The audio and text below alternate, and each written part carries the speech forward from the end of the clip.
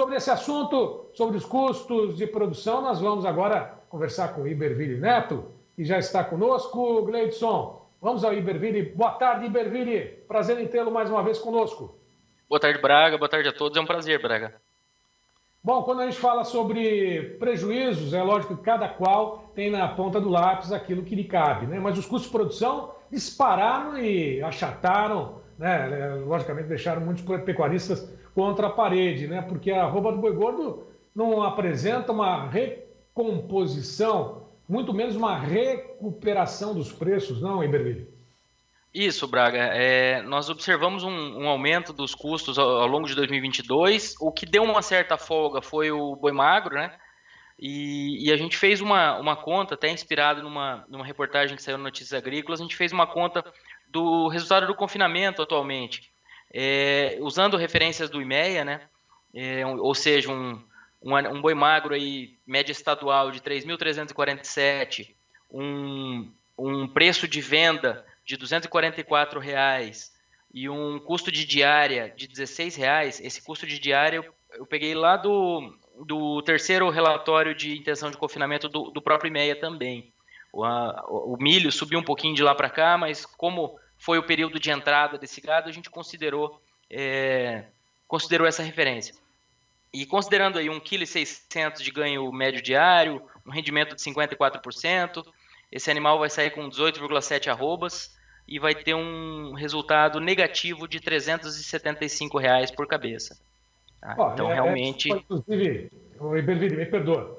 Na hora que você falou sobre essa questão da rentabilidade, Notícias Agrícolas, como você bem comentou, destacou essa informação. Prejuízo de até R$ 1.000 para o pecuarista do Mato Grosso, mas não é só o pecuarista. Repete para a gente, por favor, Gleidson, a tela aí com esse destaque, mostrando exatamente sobre esse prejuízo registrado na atividade de até R$ 1.000 por cabeça nos confinamentos do MT.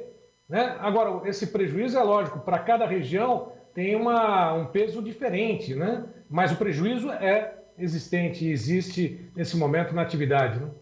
Isso, Braga. Aqui eu até usei preços de Mato Grosso, mas como a gente usou a média geral do estado, realmente esses mais próximo aí de R$ 600 não é nem um pouco difícil de ser encontrado. Esses R$ 1.000 também, dependendo do cenário de custo, do preço da reposição pago. A gente não está falando de nada fora de base, não. Até porque eu considerei um ganho médio diário aqui nessa conta rápida de 1.600. Se a gente jogar isso para 1.400, a gente já tem R$ 550 de prejuízo. Tá? É um rendimentozinho para lá ou para cá. O confinamento é uma atividade muito...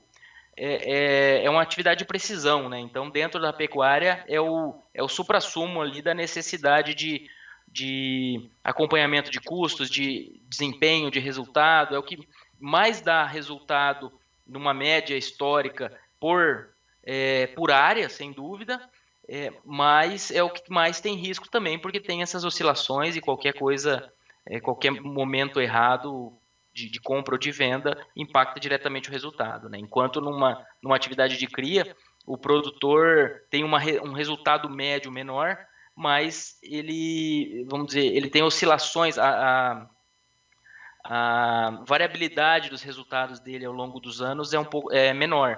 Já o confinamento não. O confinamento tem anos muito bons, tem anos muito, muito difíceis e assim por diante. Então é algo que, dentro de um sistema de produção, você colocar aquele gado no confinamento, fazendo sentido para a propriedade como um todo, é algo que tem ganhado espaço, mas o confinamento exclusivo ele é ingrato por essa questão de preço de venda, preço de milho e preço de compra, né? Só para se ter uma ideia, o indicador CPE Exalc por a média do bezerro, com referência a Mato Grosso do Sul, ontem a R$ 2.261 por cabeça. A queda já acumulada nesse mês para esse mesmo bezerro pelo CPE é de 9,28%, ou seja, em algumas regiões o preço da reposição está barata, mesmo estando barato modo de dizer, porque vai ter um custo na hora que colocar no confinamento, no coxo ou no pasto, né? Ainda não anima muito alguns pecuaristas na compra desses animais, né? Será que isso vai pesar lá na frente? É lógico, quem fez cria está aí, tá com os bezerros, mas está tendo prejuízo também. Esse desinvestimento que a gente tem observado é justamente em decorrência dessa desvalorização do bezerro, né? Então, esse é o maior volume de abate de fêmeas que tem sido observado em 2022, esperamos que siga em 2023, é algo que tem seu início nessa diminuição de rentabilidade da cria mesmo, Braga. E só voltando ao ponto do confinamento, um comentário aqui, para o pecuarista, ele tinha disponível uma arroba no mercado futuro, quando ele colocou, eu estou pensando aqui, o pecuarista que colocou esse gado em novembro, então ficou novembro, dezembro, ele vai vender agora no final de janeiro. São algumas referências que a gente está usando aqui. Esse produtor tinha um preço disponível na bolsa em torno de R$16, R$18 acima dos valores atuais, isso considerando referência São Paulo, mas se a gente projetar isso para Mato Grosso, a gente já está falando de uma arroba de venda hoje de R$260, R$262. Seria um cenário melhor, claro, mas a gente ainda não teria resultados positivos nem com aquele head feito num momento muito oportuno. Historicamente olhando, agora a gente sabe que aqueles 305, 308 que foram observados lá atrás estavam muito interessantes, né? Mas bola de cristal a gente não tinha na época e agora o pecuarista considerar travar as cotações, considerar fazer um preço mínimo, usar esse hedge de uma forma ou de outra, essa é uma ferramenta que tem que estar sempre à mesa do produtor, ainda mais quando ele coloca o gado no confinamento, porque ele colocou o gado no confinamento, esse gado tem ali depois de 90 a 100 dias ele tem data para ser vendido, né? Então é diferente de um gado de pastagem. Por isso a importância dessas ferramentas que até o Belinello comenta muito bem aí, geralmente na sequência.